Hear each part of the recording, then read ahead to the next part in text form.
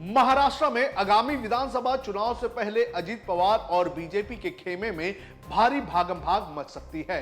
BJP नेता हर्षवर्धन पाटिल के शरद पवार की पार्टी में शामिल होने के बाद शरद पवार ने यह दावा किया है कि कुछ ही दिनों में और भी लोग उनकी पार्टी में शामिल हो जाएंगे।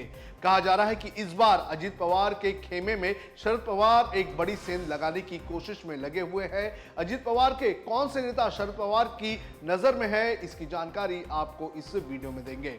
नमस्कार, आप देख रहे हैं लोकमत हिंदी और मेरा नाम है सोनू कनौजिया। कहा जा रहा है कि 13 तारीख के बाद चुनाव आयोग महाराष्ट्र के विधानसभा चुनाव के तारीखों का ऐलान कर देगा और उसके बाद 26 नवंबर को राज्य को नई सरकार मिल जाएगी। लेकिन इस चुनाव के नतीजों के पहले शरद पवार विपक्षी अलायंस में सेंध लगाते हुए नजर आ रहे हैं। पवार ने बीजेपी के दो बड़े नेता समरजीत गाडगे और हर्षवर्धन पाटिल को अपनी पार्टी में शामिल कर लिया है और अब कहा जा रहा है कि उनकी नजर अजित पवार की एनसीपी पर है।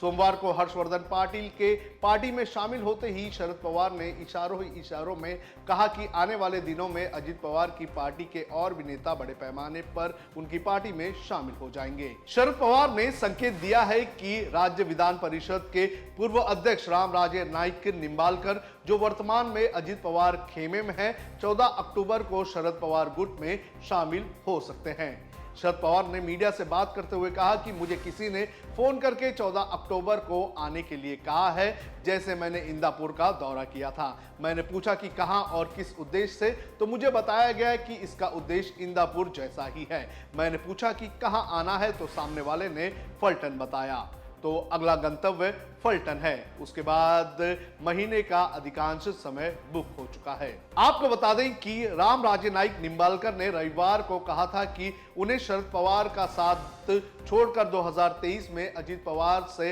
हाथ मिलाने का अफसोस है। उन्होंने दावा किया था कि मैंने पार्टी कार्यकर्ताओं की सुरक्षा सुनिश्चित करने के लिए ऐसा किया था, जो नहीं हुआ। फलटन रामराजे निंबालकर का गृह क्षेत्र है। उन्होंने 1995 में निर्दलीय और 1999 और 2004 में एनसीपी के नेता के तौर पर चुनाव लड़ा था।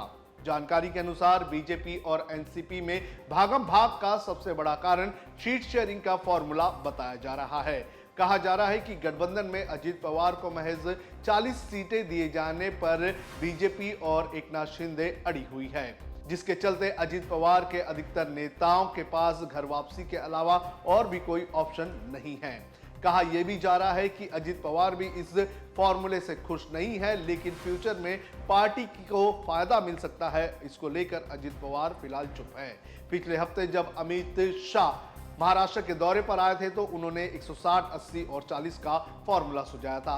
हालांकि इस मीटिंग में अजित पवार मौजूद थे और उन्होंने दबी आवाज में ही सही अपनी नाराजगी व्यक्त की थी, लेकिन कहा जा रहा है कि आने वाले दिनों में और फायदा होगा, इसको लेकर और ये सोचकर अजित पवार जो है वो फिलहाल चुप है। लेकिन उनकी पार्टी के कार्यकर्ता जो है वो चुप नजर नहीं आ रहे हैं। वो इस चुनाव में अपना फायदा नहीं देख रहे हैं और इसी को देखते हुए अब ये नेता अजित पवार की पार्टी छोड़कर शरद पवार की पार्टी में शामिल हो सकते हैं।